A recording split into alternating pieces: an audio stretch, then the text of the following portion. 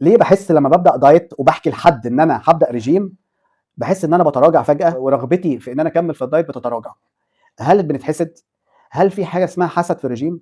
كل شيء في الدنيا فيه حسد طبعًا، بس هو يعني ده لو حصل لي أعمل إيه؟ المفترض لو أنا عايز أكمّل وأثابر على الطريق هاعمل إيه؟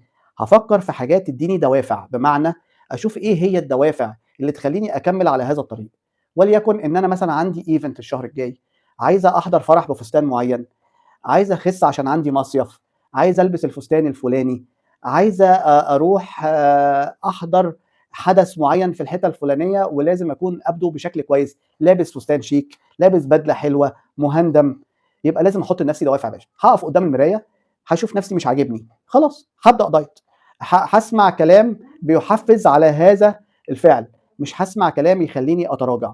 هابُص مثلًا على كمية الأمراض وكمية المشاكل اللي هو يعني ممكن تيجي لي لو أنا تراجعت عن فكرة الدايت، هاستشهد بناس عملوا قصص نجاح كتير أوي في الشغلانة ديّة، واحاول أمشي وراهم. إحنا في مركز الورديان للعلاج الطبيعي بنقدم لك الحافز دوّة، وبندعمك بشكل قوي جدًا، وبنحط لك بروتوكول ممتاز هيناسبك جدًا، جدًا، جدًا، وهتكمل وهندفعك لقدام، وإن شاء الله هتوصل للي أنت بتحلم بيه.